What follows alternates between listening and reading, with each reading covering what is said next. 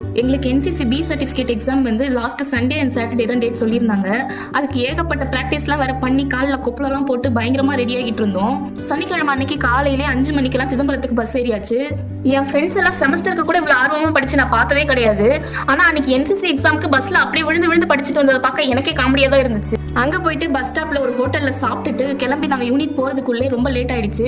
எல்லா காலேஜுமே வந்து ரிப்போர்ட் பண்ணிட்டாங்க. உங்கள் காலேஜ் மட்டும் தான் இன்னும் வரலன்னு சொன்னதால அவசர அவசரமாக ஓடி சாப்பிட்ட இட்லி ஃபுல்லாக போகிற வழியிலே ஜீரணம் ஆயிடுச்சு. ஒரு வழியாக அங்கே போயிட்டு ஃபாலின் ஆனதுக்கு அப்புறமேட்டு எங்களுக்கான ப்ராக்டிக்கல் எக்ஸாம் எல்லாமே ஆரம்பமாச்சு. ஃபர்ஸ்ட் வந்து FCBC, communication, map reading and weapon training 4 practical test வந்து இருந்துச்சு. அதெல்லாம் முடிச்சதுக்கு அப்புறமேட்டு தான் வந்து எங்களுக்கு ட்ரில் டெஸ்ட் வந்து நாங்கள் பண்ணோம்.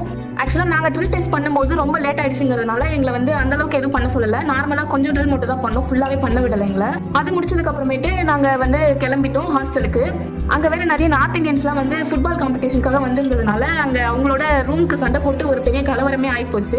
அதுக்கப்புறம் ஜாலியாக ரூமில் படுத்துட்டு கதெல்லாம் பேசிட்டு சாப்பிட்டுட்டு நிறைய பேருக்கு அதெல்லாம் பேசி ஃபன் பண்ணிட்டு இருந்தோம். அன்னைக்கு நைட் வரை எங்கள் பேட்ச்ல ஒரு பொண்ணுக்கு வந்து பர்த்டேன்றதுனால அந்த செலிப்ரேஷன்லாம் போயிட்டு இருந்துச்சு. அடுத்த நாள் காலையிலே சீக்கிரமா எழுந்து ரிட்டன் எக்ஸாமுக்கு ரெடி ஆகிட்டு இருந்தோம். வழக்கம் போல லேட் ஆயிடுச்சுன்றதுனால அவசர அவசரமா சாப்பிட்டுட்டு ஓடி எக்ஸாம் ஹால்குள்ளேயே போயாச்சு.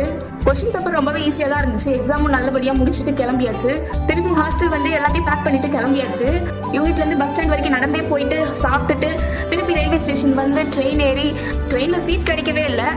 அப்படியும் ஜாலியாக எல்லாரும் அப்படி கீழே உட்காந்துக்கிட்டு கூத்து கட்டி ஆடிட்டு திருப்பி போகிற மாதிரி ஃபன் பண்ணிட்டு வந்தோம். ஜாலியாக தான் இருந்துச்சு.